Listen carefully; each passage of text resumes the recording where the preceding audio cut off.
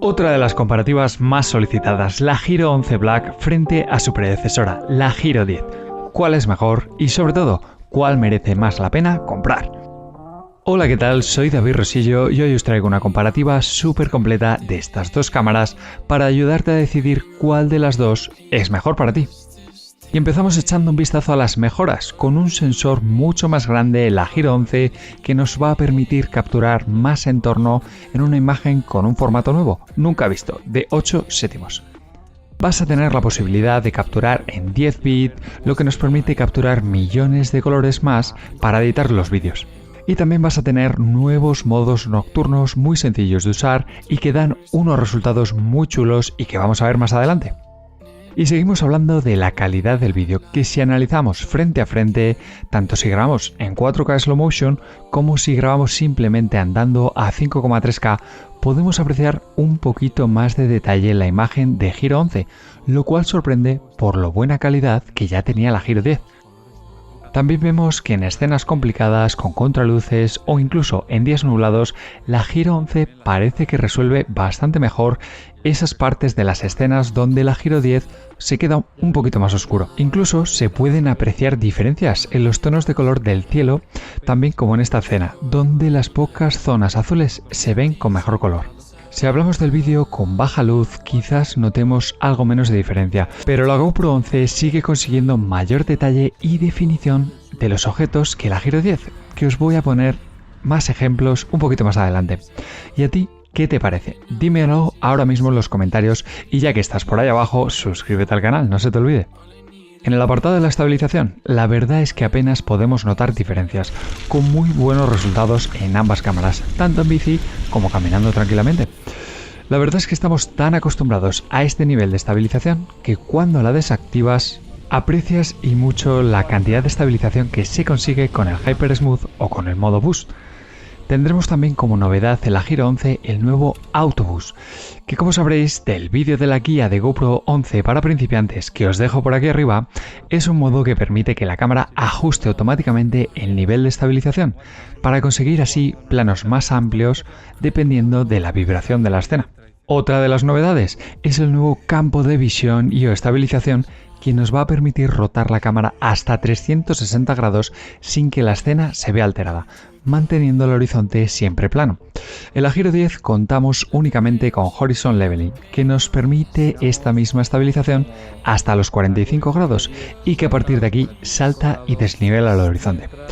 La verdad es que es muy potente para actividades como el surf o como el esquí, pero tienes que saber que solo está disponible en algunas resoluciones y velocidades como es 5K a 30 frames por segundo, 4K hasta 60 y 2,7K hasta 120 frames por segundo. Es decir, no está disponible en las más altas. Y el campo de visión también es el linear, no es el ultra wide. Por tanto, si quieres conseguir el mayor campo de visión y además el Horizon Lock, tendrás que usar el Max Lens Mode. ¿Te acuerdas? Te dejo por aquí arriba el vídeo del Max Lens Mode.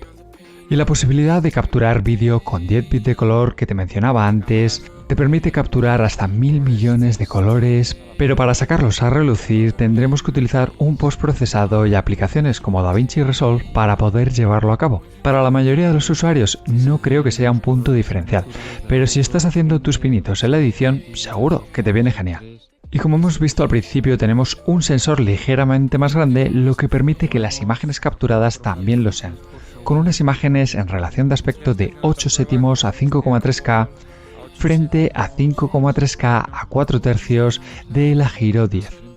Pero que en las relaciones de aspecto más tradicionales como 16 novenos tendremos la misma captura y resolución, hasta 5,3K. Tendremos también como novedad el nuevo campo de visión Hyperview en la Giro 11 que nos va a permitir capturar un mayor ángulo, aunque a costa de deformar la imagen en los laterales, creando a veces efectos no deseados. Tenemos el modo lineal en la Giro 11 5,3K 30 frames por segundo y en la Giro 10 tenemos el modo estrecho. Es un modo que ha desaparecido en la Giro 11 y que lo que hace es activar el boost. Si hablamos de las velocidades de captura a alta velocidad, son exactamente las mismas. Tendremos como máximo 5,3K a 60 frames por segundo, 4K hasta 120 y 2,7K hasta 240 frames por segundo. aunque sí encontramos alguna diferencia, como por ejemplo cuando activamos el modo de visión Super View, donde nos deja grabar hasta 4K 120 frames por segundo en la Giro 11, mientras que en la 10 únicamente llega hasta 4K 60 frames por segundo, tenlo en cuenta.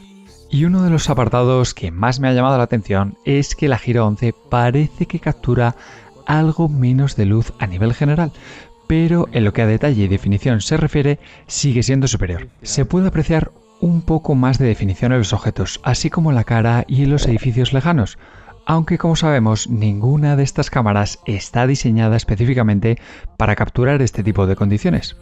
Y otro apartado donde también vemos algo de mejora es en las fotografías, ya que gracias al nuevo sensor de la Giro 11 vamos a tener una mayor resolución de hasta 27 megapíxeles o 5568 x 4878 píxeles frente a los 23,6 megapíxeles de la Giro 10. Vale, pero ¿esto qué significa? Pues lo mismo que en el vídeo, vamos a tener unas imágenes que son más altas, digamos como cuadrados estirados, que nos van a permitir capturar más altura en las imágenes y vendrán mejor para reencuadrar para Stories o para TikTok. Incluso esta diferencia la vas a notar bien cuando previsualizas las fotos en las propias cámaras, pareciendo más pequeñas las fotos de la Giro 11, aunque en realidad simplemente son más altas. También vamos a poder sacar capturas de vídeo más grandes directamente desde la app, como ya te conté en la guía de principiantes que tienes por el canal. Vamos a poder extraer fotogramas de los vídeos con un tamaño de 24,6 megapíxeles. Por cierto, si te está gustando esta comparativa, no olvides dejarme un buen like y suscribirte al canal para ver los vídeos que estoy preparando. Seguimos teniendo el mismo Time Warp, con los mismos niveles de tiempo, pero que en la Giro 11 tendremos también la opción de activar el Horizon Lock mientras grabamos.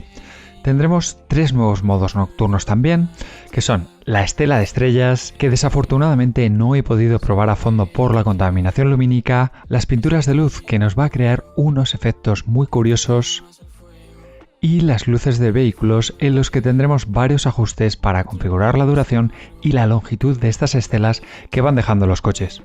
Y ahora os voy a dejar con varias pruebas que he hecho de vlog con las cámaras, sin realizar ningún tipo de ajuste en ninguna de las cámaras. Por segundo, 4K, 30 frames. Se escucha el sonido de mi voz cuando estoy bajando por esta pequeña pendiente para que todas les dé el sol directamente y también la sombra de mi cabeza. Así que yo creo que es una bonita prueba. 4K, 30 frames por segundo.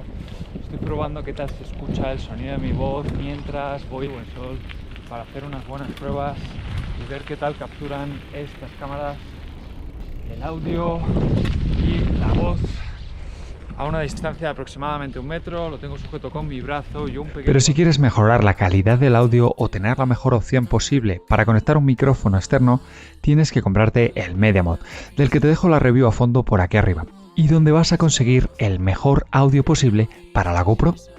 Mucho se habló del calentamiento de la Giro 10 y parece que GoPro no ha introducido ninguna novedad aquí aparentemente, así que vamos a probarlo.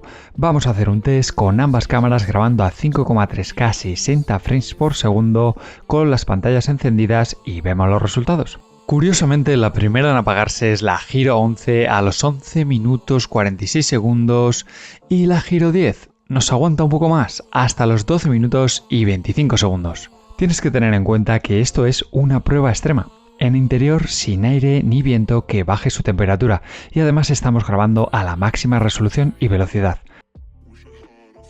Y si hablamos del precio, tendremos la GoPro Giro 11 Black por un precio de 549 si la compras sin suscripción a GoPro y de 449,99 con un cargador dual de regalo con la suscripción a GoPro. Por otro lado, tendremos la Giro 10 Black que se encuentra en 499,99 euros sin la suscripción y de 399 euros con la suscripción. En Amazon tienes la GoPro 11 Black por 499 euros sin necesidad de suscripción y la GoPro Giro 10 por 449 euros, 50 euros de diferencia.